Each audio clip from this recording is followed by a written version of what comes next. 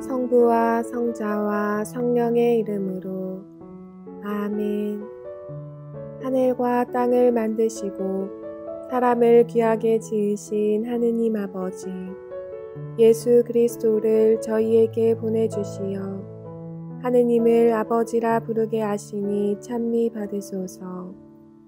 살아있고 힘이 있는 말씀으로 주님께서 친히 저희에게 사랑을 알려주시고 삶의 뜻을 깨우쳐 주시니 감사하나이다. 참으로 좋으신 하느님 아버지, 저희가 성경을 멀리하고 그 가르침을 알면서도 실행하지 못하였으니 성령의 능력으로 저희 영을 새롭게 하시어 성경을 가까이 하며 예수 그리스도와 이웃을 더욱 잘 알게 하여 주소서. 저희 구원을 간절히 바라시는 하느님 아버지, 저희가 성경을 생명의 말씀으로 받아들여 믿고 기도하고 살며 선포하게 하시고 언제나 예수 그리스도를 통하여 성령으로 하나 되어 아버지께 나아가게 하소서. 우리 주 그리스도를 통하여 비나이다. 아멘. 성부와 성자와 성령의 이름으로 아멘. 예, 지난 시간에 레위기 9장을 함께 읽었습니다. 이제 사제직이 세워졌고 또 이 제사에 대한 규정이 생겼고 그리고 제사를 바치기 위해서 가장 중요한 요소인 불이 하느님으로부터 직접 주어졌습니다. 이를 통해서 제사가 드려지는 한 하느님께서는 언제까지라도 이스라엘 백성과 함께하는 그런 약속을 주신 것입니다. 그런데 그러한 일이 일어나자마자 그러한 영광스럽고 기쁜 일이 발생하자마자 비극적인 사건이 일어나죠. 대사제의 아들들, 사제들이 이 전례 규정을 어기는 그런 일이 일어납니다.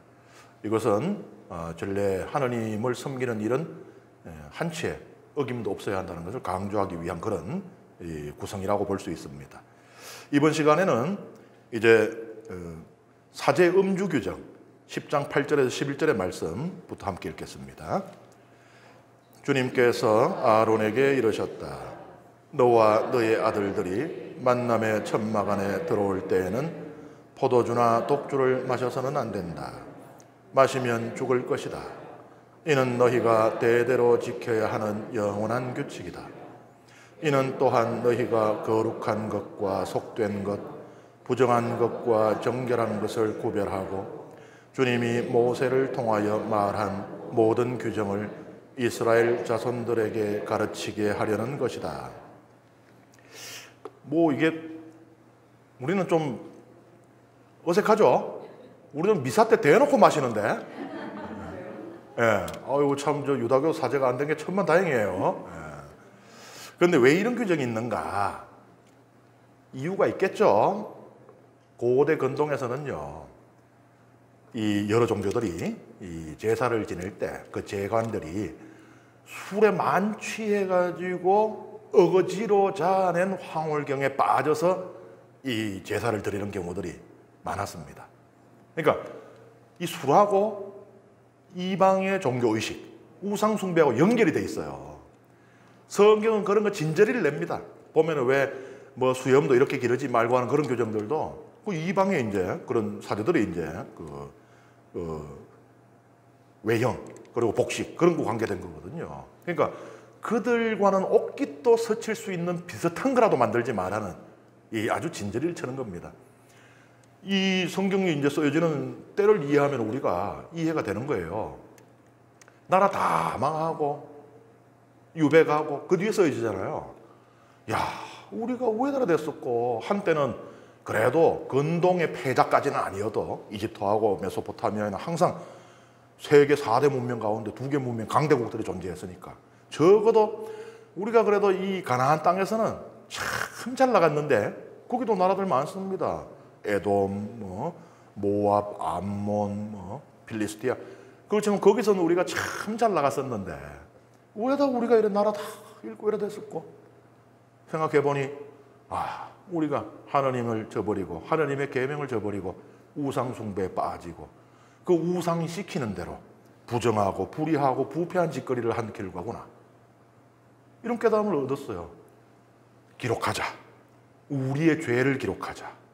우리가 어떻게 살았고 그 결과가 어땠는지를 기록해서 우리의 후손들은 절대로 우리와 같은 이런 우를 범하지 않도록 하자 했으니 얼마나 민감했겠어요.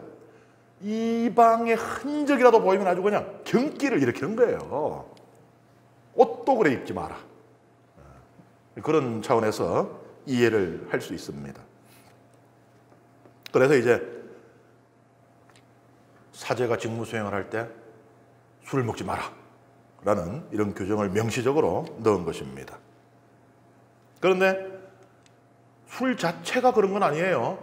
술 누가 만들었어요? 노아가 만들었잖아요.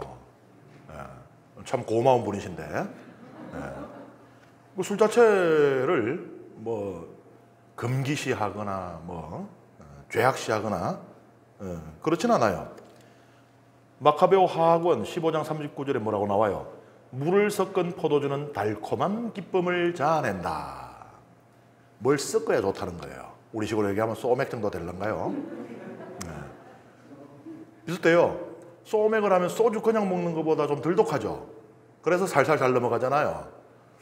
이 섞는 것도 마찬가지입니다. 이스라엘의 포도주가 농도가 어마어마하게 강했어요. 그래서 보통 3배에서 5배까지 물을 희석해서 마시는 겁니다. 그래야 오래 천천히 즐길 수가 있는 거예요. 성경은 여기 보면은 포도주나 독주를 마셔서는 안 된다고 나오잖아요. 독주 이게 그냥 포도주예요. 물 섞은 것을 포도주라고 부릅니다. 그러니까는 포도주하고 위스키를 마셨나? 이런 생각하시면 안 되고 요 독주가 포도주예요. 물 섞으면은 그걸 이제 성경은 포도주라고 불러요. 말하자면은 그냥 소주는 독주, 소맥은 포도주 이렇게 되는 것이죠. 우리가 미사 때 우리 교우 여러분들이 그 사제가 이제 성찬 예식 준비할 때 보면은 포도주에 물 섞죠. 이 전통의 뿌리가 여기에 있습니다. 그런데 이제 여기에 또 우리 교회는 여러 가지 상징적인 의미들을 부여했어요. 예수님께서 십자가에 못 박히셔서 돌아가셨을 때 창으로 찌르니까 피와 물이 흘러나왔다 그랬잖아요. 그것을 이 포도주에 물을 섞는 것으로 암시를 하고요. 그 다음에 사제가 이 포도주에 이 물 섞을 때 중얼중얼 기도해요. 신성과 인성이 하나 되듯이 이 포도주와 결합되는 물이라고 이제 기도를 해요. 그러니까 이제 예수 그리스도 안에 예수 그리스도라는 인격 안에 신성과 인성이 하나 된 것을 또 이것으로 상징을 하기도 합니다. 그러니까 이제 성이 다른 것끼리는 일치할 수 없어요. 우리 인간은 인성이 있습니다. 개는 견성이 있겠죠. 돌은 석성이 있겠죠. 성이 다른 것끼리는 일치할 수 없어요. 자전거는 자전거성이 있겠죠. 그러니까 광고에 그녀의 자전거가 내 가슴에 들어왔다 이러면 어떻게 돼요? 병신돼요. 그거 일치할 수 없습니다. 성이 같은 것끼리만 일치를 할 수 있어요. 그게 세상의 이치고 순리거든요. 그런데 그것을 초자연적으로 넘어서게 가능하게 해준 것이 바로 예수 그리스도라는 존재예요.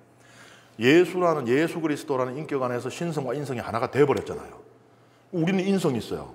예수님도 인성이 있네요. 우리는 예수님의 인성과 일치할 수 있어요. 그러면 자동방으로 어떻게 돼요? 예수님 안에서 일치하고 있는 신성과도 일치가 되는 거예요. 그것을 통해서 우리는 하나님과 하나가 되는 겁니다. 그래서 예수 그리스도가 우리 구원의 통로예요. 그분 없이 우리는 하나님과 일치할 길이 없어요. 신성하고 인성은 일치가 불가능하단 말이죠. 원래 성이 다르니까. 그것을 상징하는 행위. 그러니까 물을 포도주에 섞는 것은 대단히 중요한 그런 구원론적인 의미가 있어요. 그 다음에 일단 이 성작 안에 이렇게 물을 부으면은 분리할 수 있습니까? 포도주 따로 물 따로 뭐 이렇게 떨채 이렇게 걸으면은 분리가 돼요? 안 되죠. 우리가 일단 예수님과 우리의 인성으로 예수님의 인성과 일치하면은 다시는 떨어져 나가지 않는다는 것, 다시 떨어져 나가지 않겠다는 것, 그것을 또 이렇게 표현을 하고 있습니다. 이런 의미들이 부여가 되었는데 어쨌든 그 뿌리가 되는 것은 바로 이 포도주에, 독한 포도주에 이 물을 희석하던 그 이스라엘의 그 전통에서 비롯됩니다. 여기 보면은 사제들이 해야 될 일이 제사 지내는 것뿐만이 아니라 그랬죠. 그 중에 율법, 계명을 가르치는 것도 있는데 여기에 또 있어요. 사제의 중요한 직무 중에 하나가 거룩한 것과 속된 것, 부정한 것과 정결한 것을 구별하는 것. 그리고 어디 보면 규정을 가르치는 거, 요 나오죠. 거룩한 것은 뭐냐? 하느님께 속한 것, 하느님께 봉헌된 것. 이것은 다 정결합니다. 그러니까 거룩한 것은 거룩한 것이자 정결한 것이에요. 그런데 속된 것, 그러니까 말하자면 성막 안에 있는 거, 뭐 메노라 촛대라든지 떡상이라든지 성전 안에 있는 어떤 사람이라든지 이런 건 다 이제 거룩한 것이에요. 그런데 속된 것, 그러니까 성막 밖에 있는 거. 그런데 그거는 그러면 다 부정한 겁니까? 아니죠. 거기에는 정결한 것도 있고 부정한 것도 있어요. 그러니 이것을 사제가 판단을 해줘야 됩니다. 아, 이것은 정결합니다. 아, 그렇지만 저것은 부정한 것이에요. 라고 사제가 판단을 해줘야 됩니다. 안 그러면 자기들끼리 싸우느라고 정신없어요. 날새요. 그래서 사제가 말하자면은 정결감별사. 이제 뒤에 보면 알겠지만은 그래서 이 병, 피부병 같은 것도 이제 부정한 것으로 여겨졌거든요. 그래서 그거 판단하는 역할도 사제가 당신은 부정해졌어. 병 걸렸어. 이 소리예요. 사제가 판단을 하기 전까지는 아직 이 사람은 부정한 게 아닌 거예요. 그러니까 이제 뭐 부스럼이 생기거나 뭐 이래도 그건 부정하다고 말하기 어렵습니다. 사제가 딱 판단을 해요.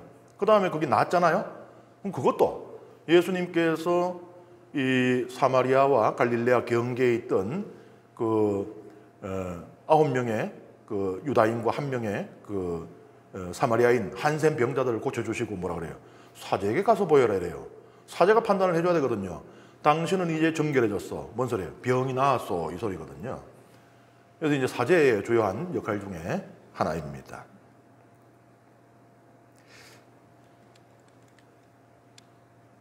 그 다음에 이제 사제의 몫이 나오는데 요것은 성경 말씀만 함께 읽겠어요. 왜냐하면 이미 앞에 나온 제물 가운데 사제의 몫에 관한 것에 그대로 반복한 거예요. 그래서 제가 따로 설명드릴 필요는 없고 성경 말씀은 또 우리가 그러면 안 됩니다. 그죠? 복음 읽을 때도 보면 습관적으로 마테오 복음 읽고 마르코 복음 읽다가 이거 앞에 나왔던 기적이나 하면 다락 넘어가잖아요. 그러시면 안 된다는 거예요. 함께 읽겠습니다. 모세가 아론과 그의 살아남은 두 아들 엘라자르와 이타마르에게 일렀다. 주님께 화제물로 바치고 남은 곡식 제물을 가져다가 누룩을 넣지 말고 제단 곁에서 드십시오. 그것은 가장 거룩한 것이므로 거룩한 곳에서 먹어야 합니다. 주님께 바친 화제물 가운데에서 이것이 형님의 몫이고 형님 아들들의 몫입니다. 나는 그렇게 명령을 받았습니다. 흔들어 바치는 가슴 부위와 들어올려 바치는 넓적 다리는 형님과 형님의 아들, 딸들이 정결한 곳에서 먹을 수 있습니다.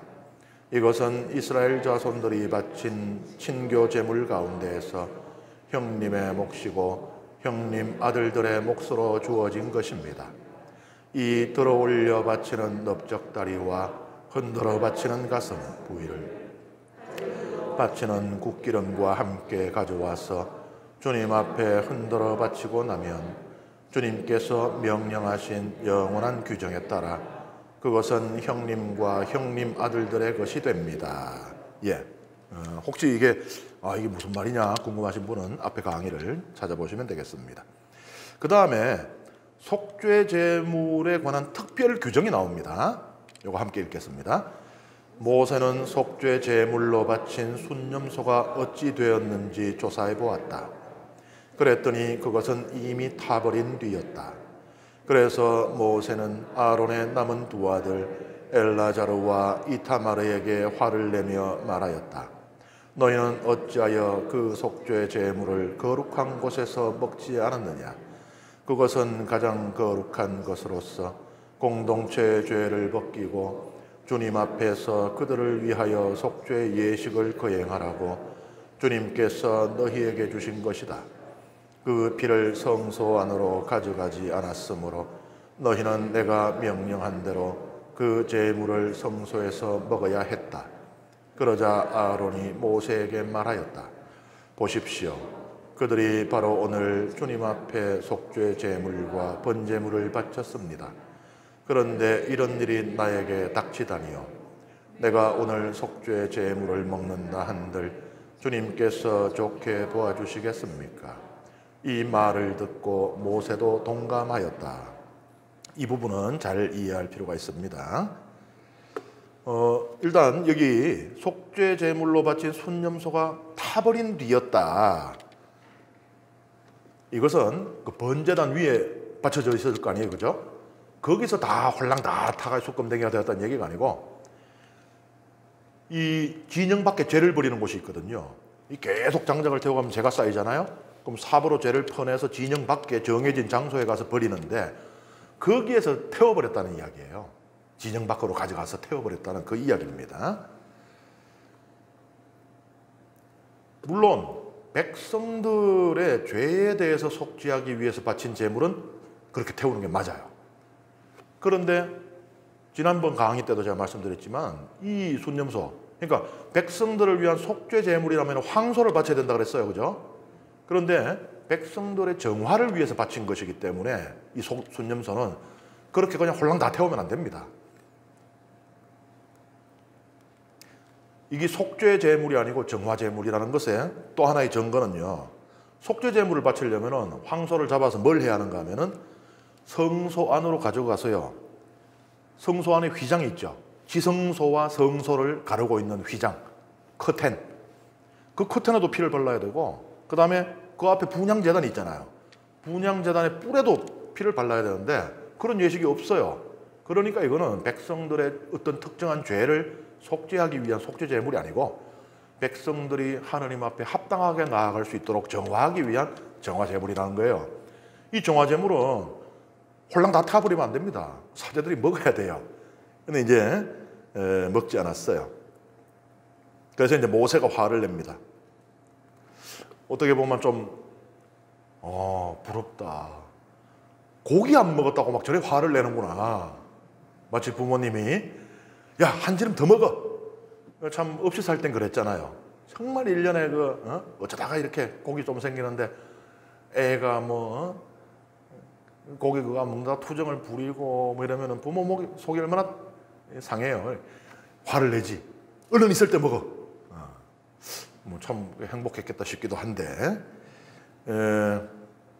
이것은 사제가 그냥 먹는 것이 배불리는 게 아니고 제사의 아주 중요한 요소였기 때문에 모세가 화를 냅니다. 사제가 거룩한 존재잖아요. 말하자면 백성들의 부정함을 씻어낸 제물이잖아요. 사제가 그걸 삼킨다는 상징적인 행위가 있어요. 거룩함이 부정함을 삼킨다. 보통 이렇게 적용이 안 돼요, 그죠? 보통은 어떻습니까? 부정함이 오염을 시키잖아요. 심지어 부정한 사람하고 한 집안에 같이 있기만 해도 부정해집니다. 식탁에서 부정한 사람하고 같이 앉아서 밥만 먹어도. 그래서 유다인들도요, 나쁜 사람들 아니거든요. 그들에게도 아주 중요한 덕목들이 있어요. 자비, 용서, 감옥에 갇힌 자에게 베풀어야 되는 선행, 굶주린 자에게 베풀어야 되는 거, 용서 3번까지 해야 되는 거, 이런 것들이 있어요. 그런데 가난한 사람에게 먹을 것을 갖다 줄 수는 있어도 그 사람을 내 집 안으로 들여서 식사 초대는 안 하는 거예요. 내가 부정해질 수 있으니까. 이 사람들 몰라요. 그래서 이제 믿고 신뢰할 수 있는 바리사이들, 랍비들, 그들끼리 어울리는 거예요. 마냥 검증된 사람들. 왜냐하면 식탁이라는 것은 축복의 자리입니다. 하느님께서 밥 잘 먹는 자식들을 보고 복을 내려줘요. 그런데 이게 저주의 자리가 될 수 있습니다. 그 식탁에 부정한 음식이 올라와 있을 경우에, 부정한 물건이 올라왔을 경우에, 무엇보다 부정한 사람이 그 식탁에 자리 잡고 있을 경우에. 그래서 유다인들이 참 피도 눈물도 없고 이 나쁜 놈들이 아니고 밖에 가서 음식은 줘요. 하지만 내 식탁에 함부로 앉히질 않는 것인데, 어쨌든 보통은 이렇습니다. 부정함이 힘을 가지고 전염을 시키죠. 그런데 예수님한테는 이게 안 통해요. 그죠? 예수님은 시신, 부정한 것 중에 부정한 것 탑, 시신이거든요. 그런데 예수님은 나인 과부의 아들의 시신을 만졌는데 예수님이 부정해지는 게 아니고 이 시신에 부정함이 물러나가요. 부정함이 물러나가니까 애가 살아나는 거예요. 부정함이 사라졌으니까. 예수님에게서 볼 수 있는 그 모습, 예수님만의 놀라운 모습이라고 우리는 생각하지만 이미 구약에 거기 드러나고 있는 거예요. 사제를 통해서. 그래서 예수님은 대사제인 겁니다. 사제의 거룩함이, 거룩한 곳에 있는 거룩한 사람의 그 거룩함이 부정함을 삼켜버리는 상징적인 행위예요. 근데 이 중요한 걸 안 했단 말이에요. 그러니까 모세가 화를 내는 게 이해가 되죠. 사제로서의 중요한 직무를 너희는 고랬다 라고 이제 비판을 하는 것입니다. 그랬는데 또 아론은 또 할 말이 있어요. 저 망을동 공동묘지에 가도 이 할 말 없는 이 무덤은 하나도 없다 그러는데 아론도 할 말이 있습니다. 이런 일이 나에게 닥치다니요. 나답과 아비후, 마지와 둘째 아들이 한날 한시에 죽은 일입니다. 이걸 잘못 이해하면은 아론이 삐졌다. 하나님이 내 새끼를 둘이나 죽이셨는데 내가 지금 하나님 섬길 정신이 있겠냐? 이렇게 들릴 수도 있죠. 그런데 사실 그런 의미라기보다는요, 저의 죄입니다. 제가 자식 교육을 잘못시켰습니다. 아들의 죄는 곧 아비의 죄다.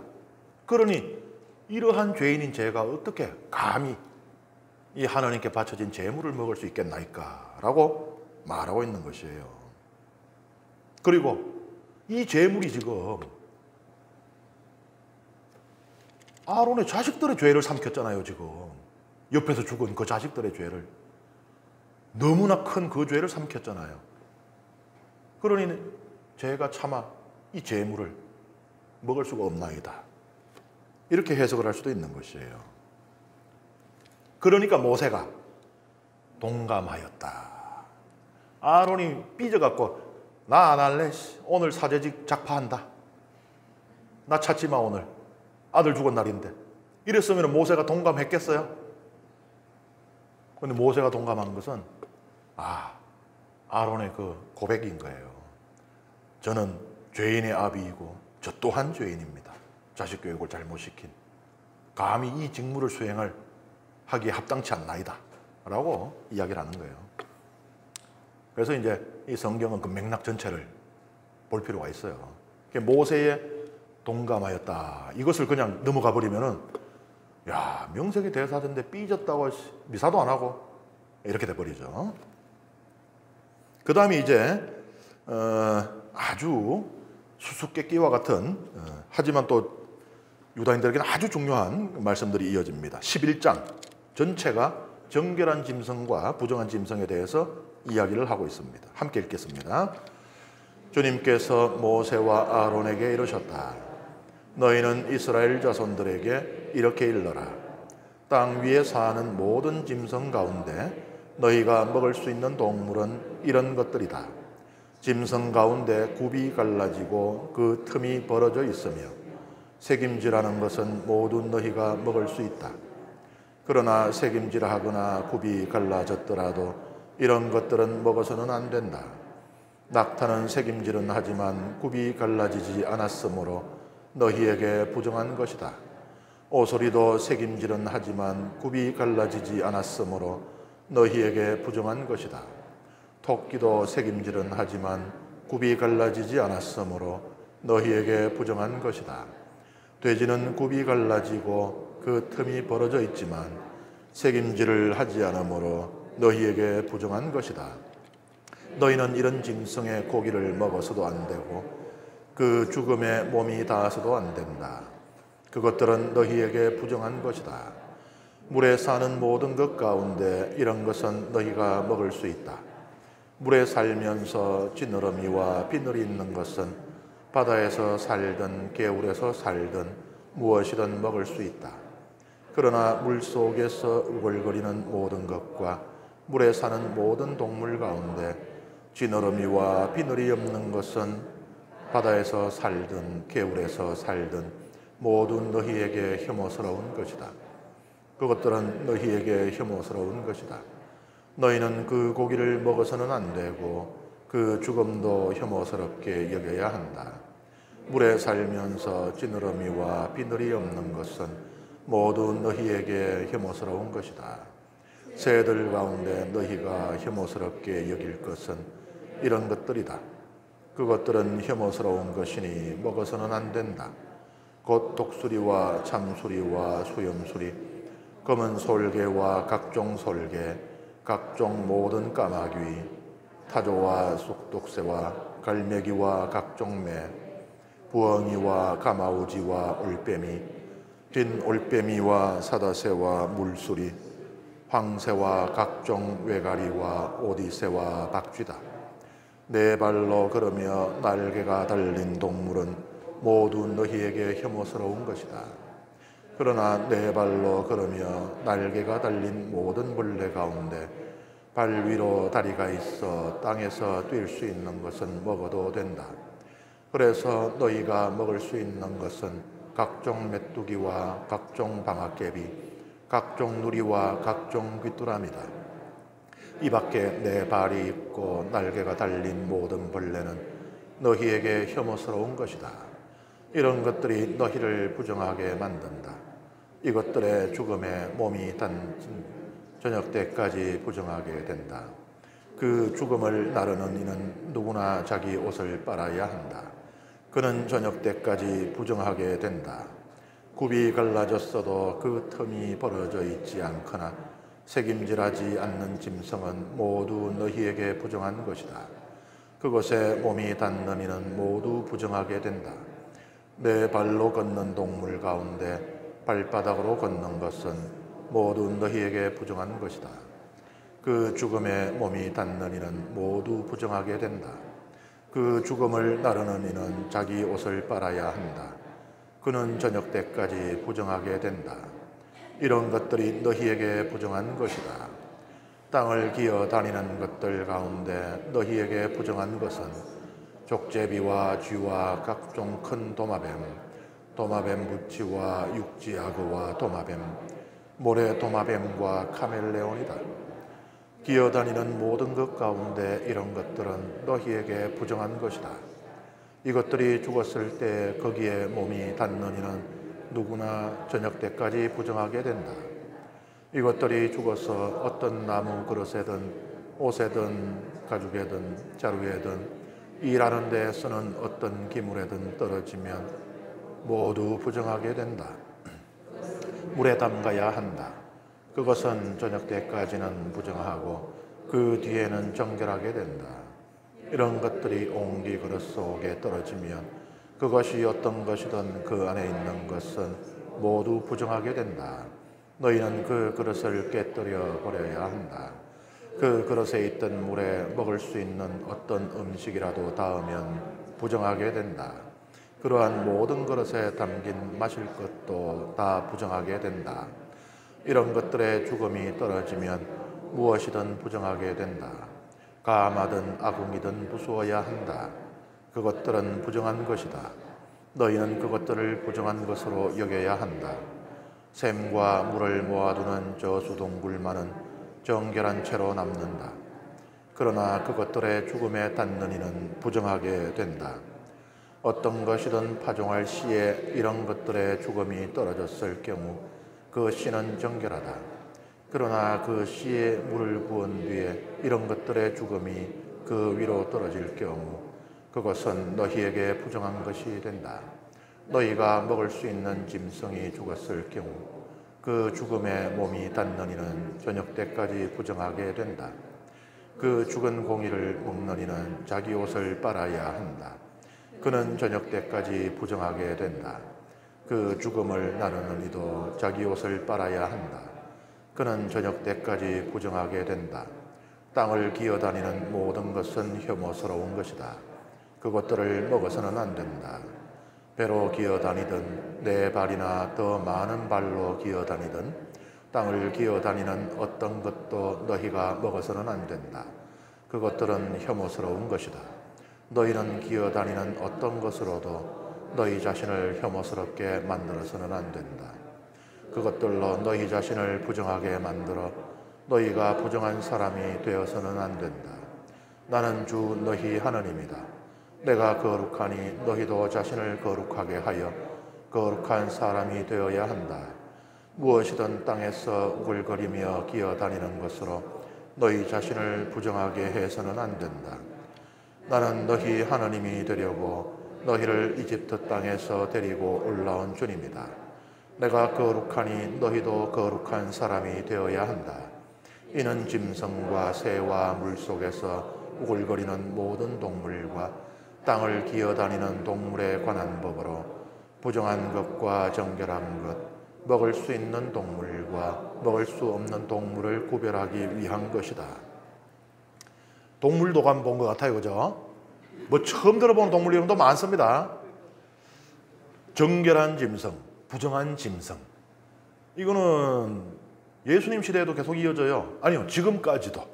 지금도 유다인들은 코셔 푸드라고, 우리나라 이제 이슬람 사람들이 많잖아요. 그래서 이제 할랄 푸드라고는 잘 알죠, 그죠? 이슬람의 정결한 음식이고, 유다인들의 이제 정결한 음식은 코셔 푸드라고 부르는데, 지금도 그것만을 먹어야 돼요.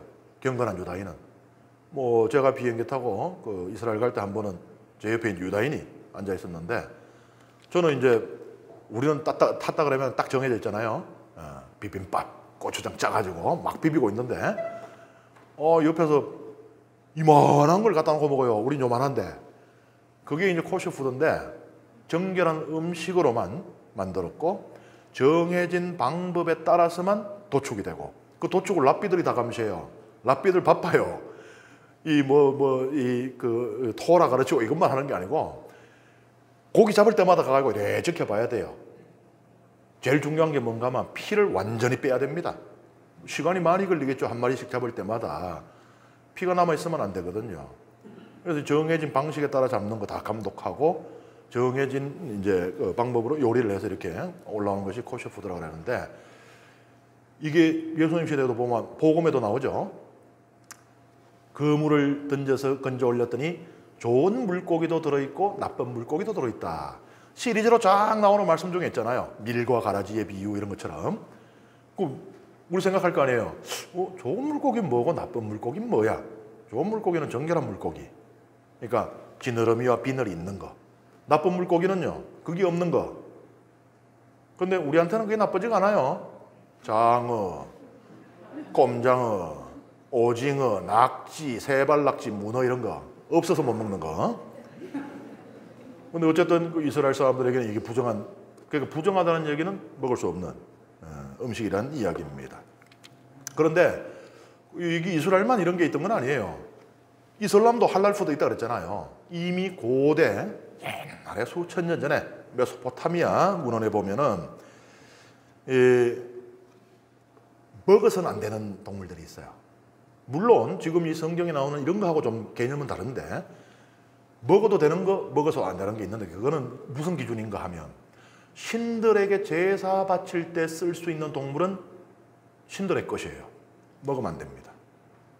인도에서 황소 안 먹죠. 왜냐하면 신의 상징이란 말이에요, 이게. 그래서 신에게 속한 것은 인간이 손댈 수 없습니다. 그래서 옛날 메소포타미아, 바빌로니아에서 사람이 먹을 수 없었던 것은 제사 지낼 때 쓰는 것. 그건 사람이 손댈 수가 없는 것이에요. 그런데 이처럼 우리가 방금 전에 막 동물 도감처럼 막 읽었잖아요. 이처럼 상세하게 정결한 짐승과 부정한 짐승을 나열해 놓은 것은 고대 근동 어디에도 존재하지 않습니다. 유일하게 지금 이 성경 레위기에만 들어있는 것이에요. 고대 근동에서 이제 먹을 수 있는 거, 못 먹는 거 짐승이 있었다 그랬는데, 그거하고 이 목록이 조금 이렇게 일치하는 부분도 있고요. 그리고 이제 반대가 되는 것도 있어요. 예를 들어가 돼지는 못 먹는다 그랬잖아요. 9번 갈라져 있지만 색임질을 하지 않기 때문에 못 먹는다고 이게 명시가 돼 있어요. 그렇지만은 메소포타미아에서는 돼지 잘 먹었습니다.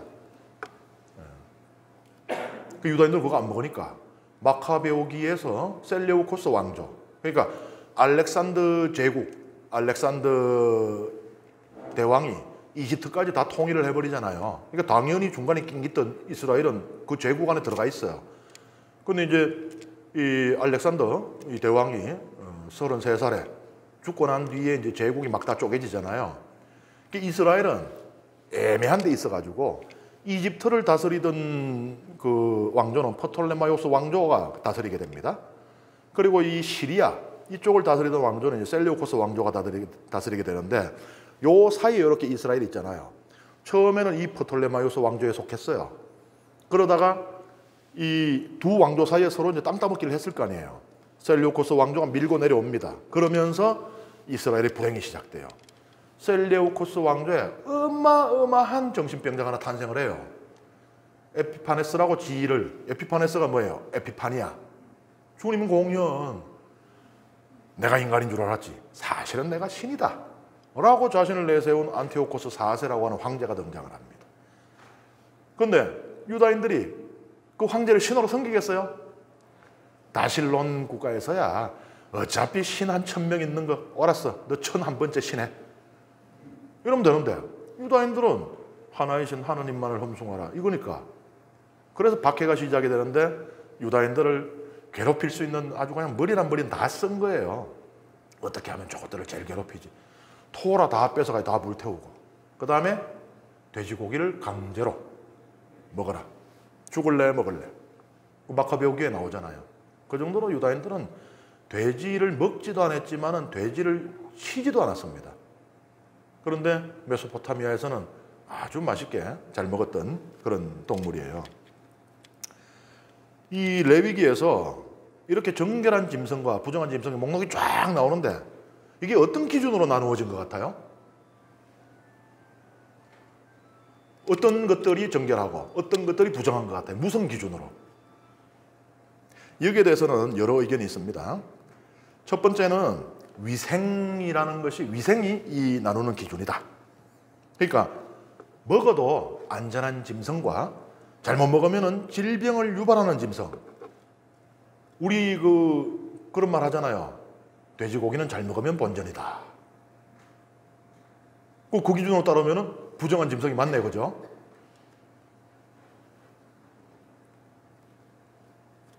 먹는 것뿐만 아니라 접촉하는 것도 금지하는 것도 위생적인 이유 때문이다.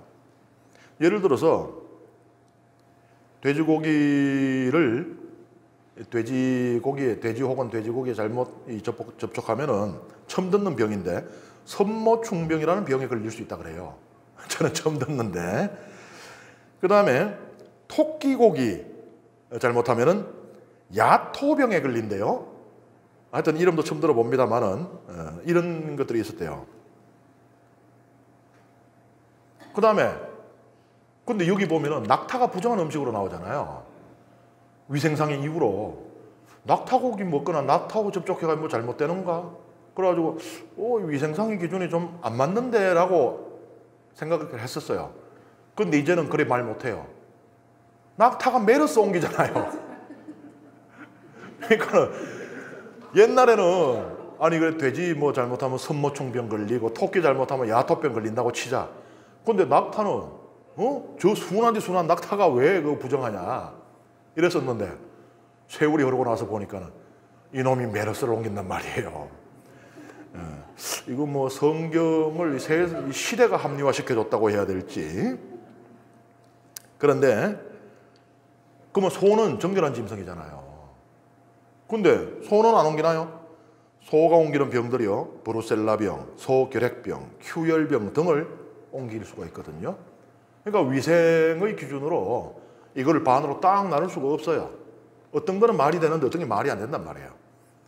그 다음에 두 번째 기준이 뭐냐면 종교의식.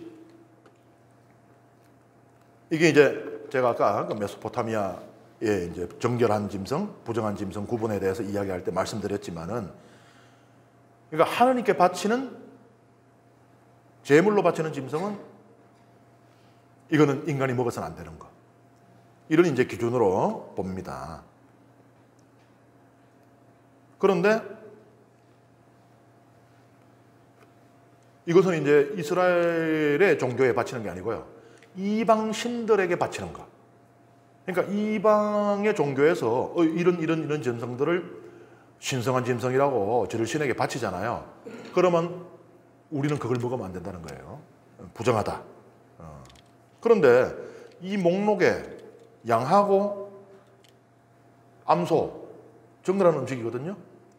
그건 먹어도 된다는 얘기잖아요. 그런데 그것도 기록을 살펴보면은 고대 근동의 이방 종교 의식에서 제물로 쓰였어요. 그러면은 이게 일관성 있는 기준이 되려면은 그것도 부정한 걸로 너가 먹으면 안 되잖아요. 그러니까 이 두 번째 의견도 이 전체를 관통할 수 있는 그런 의견은 되지 못합니다. 그 다음에 세 번째, 생김새나 습성이 혐오스러운 동물들을 부정한 짐승으로 분류했다. 이런 의견이 있어요. 예를 들어서 독수리는 썩은 고기를 먹잖아요. 혐오스럽잖아요. 썩은 고기 막 냄새나고 막 그걸 먹는다는 거. 그 다음에 박쥐는 좀 억울할 수 있는데 요새 보니까 어떤 사람들은 애완으로 박쥐 키우는 사람이 있는데 박쥐가 당첨된 이유는 못생겨서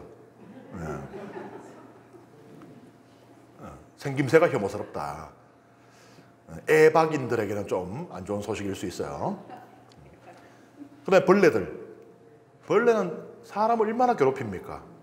저도 오늘 사정안에 파리 2마리 들어가요. 아주 그냥 얼마나 애를 먹었는데 아직도 한 마리 못 잡고 왔어요. 가서 잡아야 돼요. 그 다음에 근데 뭐 이건 이해한다고 쳐요. 독수리나 박쥐나 뭐 벌레 같은 거. 근데 토끼는요, 혐오스러운 음식을 먹습니까? 생긴 게 숭악합니까? 토끼는 부정한 음식에 들어가 있어요. 이거 어떻게 설명할 거예요? 그러니까 세 번째 기준도 이 음식 목록 전체를 관통할 수 있는 그 기준은 될 수가 없다. 그 다음에 네 번째 의견은요, 동물들의 상징성.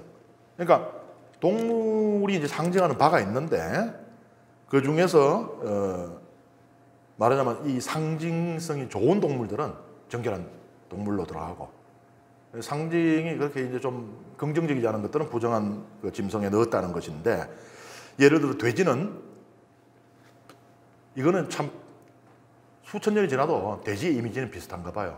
아이고 이 돼지야. 더러움, 탐욕을 상징합니다. 그러니까 부정하다. 그 다음에 소는요, 배움을 상징해요. 우리 그러잖아요. 배운 것을 되새겨라. 소가 되새긴단 말이에요. 재밌죠? 사람은요, 근본이 같습니다. 수천 년이 지나도 안 변하는 게 있고요. 동서양, 흑인, 백인 관계없이 공통된 게 있어요. 이런 요소들이에요. 그러니까 우리가 소가 되새기니까 배운 것을 되새긴다는 거, 이거 우리만 생각한 거 아니고요. 수천 년 전에 사람들도 생각한 겁니다. 그 다음에 뭐 그 이외에 이제 여러 동물들의 상징성 때문에 그렇게 했다는데, 이게 닭이 먼저인지 달걀이 먼저인지 몰라요. 그러니까 그 상징성이 먼저 존재했고 그게 보편적으로 받아들여졌기 때문에 그걸로 이 짐승들을 구분했는지, 아니면 이 짐승들을 구분해놓고 나니까 돼지 너는 부정한 선수야? 에이 더러운 놈. 그 때문에 말하자면 안 좋은 상징이 거기에 가서 붙게 됐는지, 이걸 정확하게 판단하기 어렵다는 거예요. 닭이 먼저 있었는지 달걀이 먼저 있었는지. 그래서 이 의견도 한계가 있습니다. 그 다음에 다섯 번째는 유용성으로 보는 기준입니다. 그러니까 소, 양, 염소, 이건 인간에게 유용해요. 그거는 뭐 우유도 주고 고기도 주고 가죽도 주고 천도 주고 유용하니까 너희들은 정결하다. 그리고 이 물고기 같은 경우도 지느러미가 있고 비늘 있는 거, 이스라엘의 거의 유일한 수자원이라고 할 수 있는 거. 지금도 이제 가보면은 이스라엘 지도 보면은 물 보이는 거 이거 하나밖에 없잖아요. 그 이제 쫄쫄쫄쫄 흘러가 요르단강, 요르단 또랑이죠. 좁은 데는 진짜 요소까지밖에 안 되니까. 그 사해저거는 뭐 못 쓰는 물이니까 물이라고 칠 수도 없고. 물론 이제 옛날에는요, 뭐 그 이외에도 이제 여러 물이 있었고, 그리고 또 지금도 이제 보면은 요르단강에서 이렇게 이 지류 쪽으로 야복강이라든지 이런 거, 아르나강이라든지 이런 게 있기는 있어요. 하지만 그래도 위에서 봤을 때 저기 물이구나 할 수 있는 건 갈릴레오 호수잖아요. 갈릴레오 호수의 어종 가운데 가장 풍부했던 게 지느러미가 있고 비늘이 있는 것들이에요. 그러니까 인간 먹여 살릴 수 있는 물고기들, 유용하잖아요. 그런데 개체수도 작을 뿐더러 또 잡기는 또 엄청나게 힘들어요. 물속에 깔리가 돌아다니고 이러는 것들. 그런 거는 유용한 거예요. 어떻게 보면은 저 포도는 신포도야, 내가 못 따먹으니까, 뭐 그런 것일 수도 있습니다. 그런데 이게 이제 땅에 사는 거, 그 다음에 물속에 사는 거는 어느 정도 뭐 적용이 된다고도 볼 수 있어요. 근데 문제는 하늘에 사는 것 같으니 이게 적용되기 어려워요. 예를 들면은 13절에서 19절에 새들이 막 나와요. 그런데 그거는 먹을 수 없다고는 해요.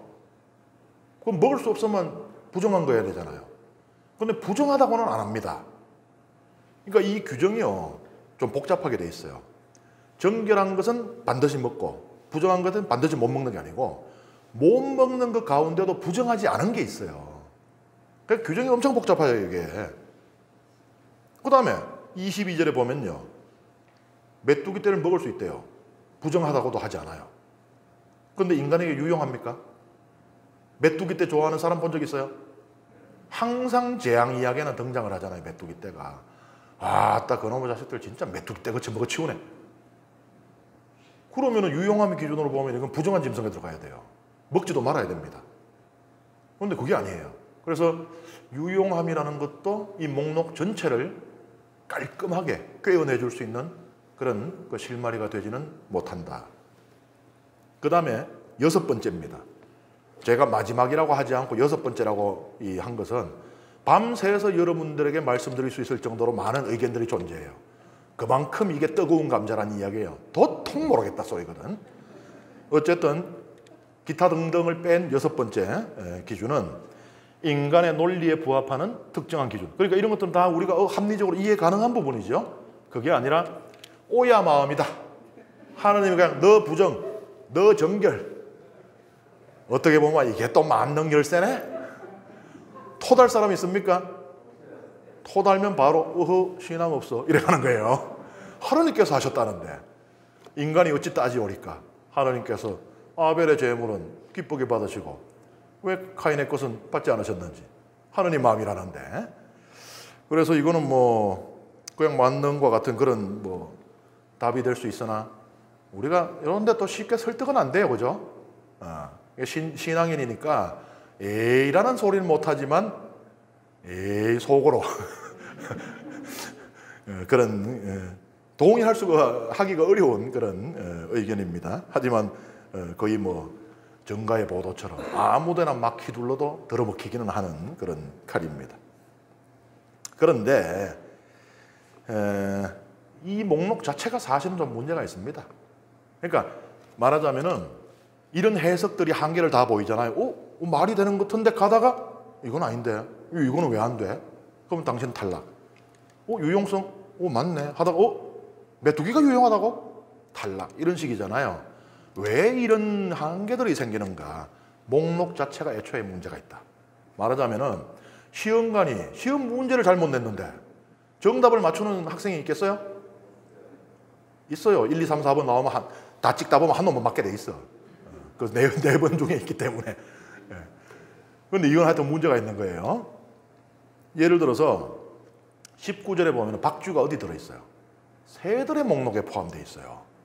박쥐가 새입니까? 아니잖아요. 박쥐는 포유동물이잖아요. 그 잘못 들어가 있어요. 나무방에다가 앉아있어. 옹기종기 모였을 거 아니에요. 옹기종기 그 부정한 날아다니는 것들 옹기종기 모였는데 다 다른 애들이 박쥐 보고 야, 넌 여기 왜 있어? 이랬을 거 아니야. 목록 자체에 문제가 있는 거죠.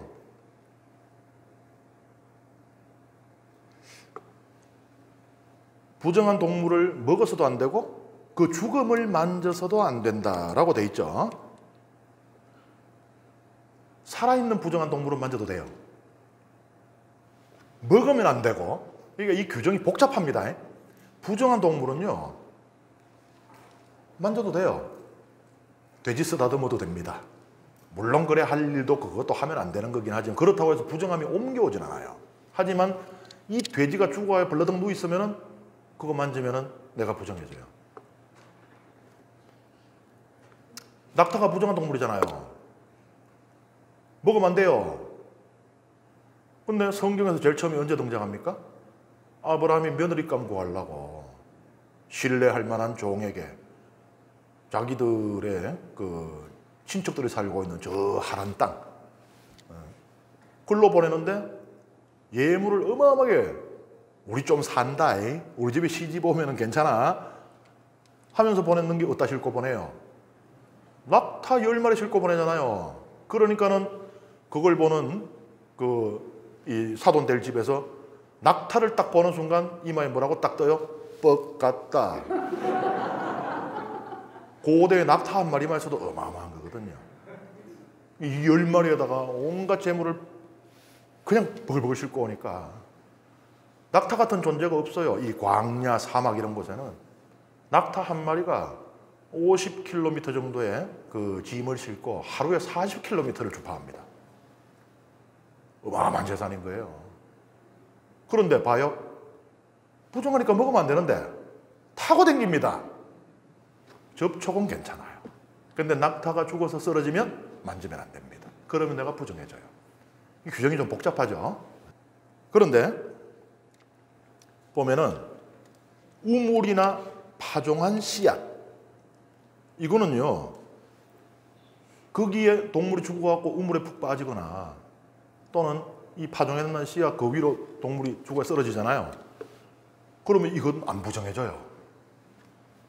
그래서 이제 그것을 해석을 하기를 이건 땅에 박혀 있잖아요. 우물도 땅 속에서 나오고 씨앗도 지금 파종했으니까 땅 속에 박혀 있잖아요. 이 땅에 박혀 있으면은 땅이 서서히 정화를 한다라고 생각하는 거예요. 그러니까 파종했지만 이거를 우리가 말하자면 우리 입에 들어오고 할 때까지는 뭐 몇 달의 시간이 있잖아요. 그 시간 동안에 이 대자연이 말하자면 정화 작업을 한다는 거예요. 그런데 현실적인 이유가 있죠. 우물이 얼마나 귀합니까? 옛날에는 물 때문에 전쟁하는 게 일도 아니었어요.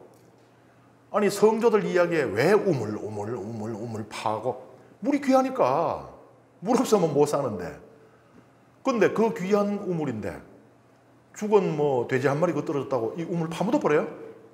그러면 그 우물을 의지하고 사는 인근 부족 다 말라 죽으란 얘기예요? 현실적인 이유가 있는 것이에요. 파종한 것도 마찬가지죠. 이미 씨앗을 다 뿌려놨는데 뭐 시종자도 없는데 이제 이거 그 죽은 동물 거기 쓰러졌다고 다 파업해요? 우리 다 굶어 죽어? 현실적인 배려가 있어요. 레위기예요. 그 왜 그런 얘기 있잖아요. 우리가 법에도 눈물이 있어야 한다. 유명한 말이죠. 이제 앞으로 우리가 살펴보겠지만은 집안에 곰팡이가 필 경우에는 집도 부정해져요. 세상에나 오만 개 다 부정해져요. 집도 부정해져. 부정해져 가지고는 그걸 이제 그 부분을 이제 조치를 합니다. 곰팡이를 걸거나. 그런데 이게 또 재발하고 이러면은 못 써요. 이제 이거는 이건 아예 가망성이 없는 거구나. 그러면 집 전체를 다 부숴버리고 돌 다 딴 데 갖다 다 버리고 해야 되거든요. 그런데 그 집안에 뭐가 있어요? 옷, 세간살이 이런 거 있잖아요. 집은 아무것도 아닙니다. 까짓 거 돌 가지고 가서 그냥 싸우면 되는데 그 안에 있는 거 필리스티아인들한테까지 가갖고는 그 말하자면 이제 뇌물 미기 가면서 왜냐면 필리스티아인들은 철기를 밖으로 안 돌리려고 했거든요. 자기들이 소수임에도 불구하고 이 이스라엘을 상대로 동등하게 싸우거나 혹은 우위를 점했던 것이 이 철기 문명 때문이었거든요. 밖으로 안 돌립니다, 이거. 근데 뇌물해갖고는 그 사돈의 팔촌의 뭐 옆집에 살다가 뭐 이렇게 해가지고는 겨우 한 개 얻어온 쇠서랑 농기구. 옆집에는 청동기 농기구로 농사 짓다가 여는 또 돌이 많아요. 기본 안반이 화강 안반이라 가지고 으척 착하면 띵 해가 부러져 날아간단 말이지. 근데 난 옆에서 착 하면 돌이 깨진단 말이죠. 이 귀한 거 이 구하도 못합니다. 그 다음에 의복을 구하는 데는 이 품값도 많이 들지만은 이 양 자체에서 이 생산을 만드는 것도 이게 쉽진 않아요. 그러니까 거기다가 만약에 이게 내가 1년에 한 번씩 명절 때만 입으려고 있는 그 때때옷, 꽃가옷이다. 이게 뭐 자색, 염색이 돼 있다든지 이 옷 한 벌 염색하려고 그러면요. 저 지중해 가가지고 물속에다가 음파 해가지고는 뿔고동을 갖다가 한 2,000마리를 잡으면은 옷 하나 정도 염색할 안료가 나와요. 얼마나 비쌌겠어요. 이걸 다 버린다? 너무 아깝잖아요. 법에도 눈물이 있어요. 그래서 레위기는 집안에 곰팡이가 폈을 때 사제에게 알려야 돼요. 사제가 분별한다 그랬잖아요. 그 사제가 부정하다 하면 이제 다 철거 공사 들어가는 겁니다. 이제. 그런데 어떻게 규정이 되어 있는가 하면 사제에게 가기 전에 그 안에 있는 세간들을 밖으로 옮겨라. 그 사제가 와가지고 이 집 못 써. 다 없애버려. 해도 밖에 나와 있는 세간은 부정하지 않다. 뭐 맑은 공기 쇠가 그새 뭐 부정이 씻겼는지 모르겠으나 서민들의 삶이라는 것이 얼마나 중요한 겁니까? 그래서 이 규정 때문에 한 그 가정의 삶 자체를 물어 돌려버리는 그런 그 무리한 일을 하지 않는 것이 레위기의 법 정신이기도 해요. 그래서 레위기 뭐 무섭다, 떨린다, 뭐 부담된다 그렇게만 생각할 게 아니고 나름대로 하느님을 철저히 섬기고자 했으나 인간의 삶 또한 완전히 도외시하지는 않았다. 이것을 아주 독수리의 눈으로 보면 이런 게 있는 거예요.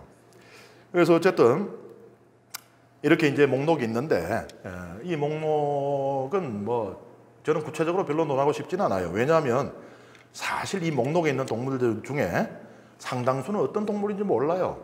우리말 성경에는 뭐 오소리 무슨 뭐 다 돼 있지만 히브리어 원어로 이게 합학서가 많아요. 성경에 딱 한 번만 나오는 거. 뭔지 몰라요, 사실. 잘 모릅니다. 그래서 예를 들면은 성경마다 달라요. 우리는 갈매기로 이게 돼 있잖아요. 근데 외국어 성경들은 주로 칡올빼미로 번역을 하고 있어요. 칡올빼미. 올빼미인데 칡올빼미가 있대요. 그 다음에 뭐 우리가 지금 타조로 해놨는 거예요. 타조가 있는 목록이 뭔가 하면은 육식 동물들이 쫙 나오고 있는데 타조가 들어있어요. 타조는 초식 동물이잖아요. 그러니까는 우리가 타조로 번역한 게 잘못 번역했을 가능성이 상당히 큽니다. 육식 동물 가운데 하나였을 텐데 우리 뭔지 몰라요. 타조로 번역을 한 거예요. 그래서 이제 어떤 학자들에 따르면요, 이 목록들 가운데서 우리가 확신할 수 있는 거, 이건 이거다 라고 할 수 있는 것은 약 40% 정도다. 그럼 뭐예요? 나머지 60%는 정체도 모르는데 박쥐 억울할지도 몰라요. 그 박쥐 아닌데. 근데 우리는 우리말 성경의 히브리를 그대로 써놓을 수는 없잖아요. 뭐라도 번역을 해야지. 그래서 뭐 학자들 사이에서 뭐 연구가 이루어지고 한 결과로 이렇게 나온 것입니다만은 그것을 단언하기는 어렵다. 이 지금 번역되어 있는 것이 확실하다고 단언하기 어렵다. 그러니 뭐 이 동물은 어땠고 저 동물은 저땠고를 논하는 자체가 사실은 저는 무리고 별 의미 없다. 다만 우리는 모든 것에 말도 그렇겠지만 먹는 것, 입는 것, 모든 행함에 있어서 삼가야 할 것이 있다. 그것도 하나님 때문에 그러한 가르침을 주고 있는 것이라고, 우리가 무엇이나 할 수 있다고 해서 다 해도 좋은 것은 아니다. 그런 가르침을 주고 있는 말씀으로 이해해도 충분히 의미가 있다는 생각이 듭니다. 강의 여기서 마치겠습니다. 감사합니다.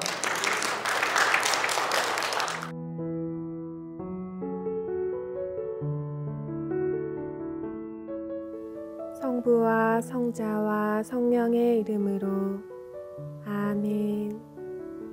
영광이 성부와 성자와 성령께 처음과 같이 이제와 항상 영원히 아멘. 성부와 성자와 성령의 이름으로